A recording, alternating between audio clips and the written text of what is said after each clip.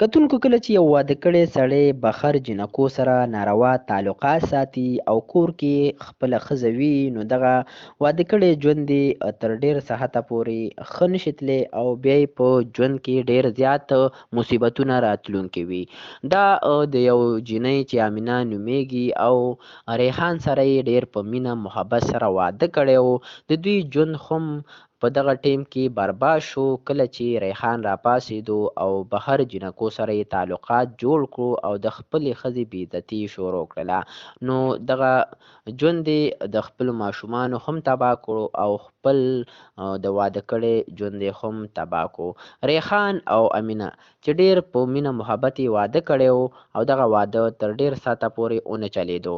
ولې ونه چلېدو؟ د دې وجه دا وه چې ریحان راپاڅېدو او بهر جینکو سره یې تعلقات جوړ کړو او هغوی سره به یې یارانې کولې او هغه بهر جینکۍ به یې استعمالولې خو خپلې ښځې له یې ټیم نه ورکولو او هغه محبت یې ورسره بیا نه کوو کله چې د واده په اولنو ورځو کې د خپلې ښځې سره دغه محبت کوو. نو ښځه چې پې پوهه شوله چې زما خاوند خو داسې بهر جینکو سره تعلقات ساتي او یارانې کوي او ما له ټیم نه راکوي، زما مینې ته سپک ګوري، نو هغه ښځه یې هم راپاڅېدله او داسې ناروا کارونه یې شروع کړل.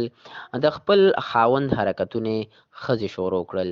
نو هغه ژوند هغه د خوشحالۍ واده یې تباه او برباد شو او د ښځې او خاوند سره د کم بچي ول هغه هم وران سیټ ته لاړل او غلطو لارو باندې سم شول.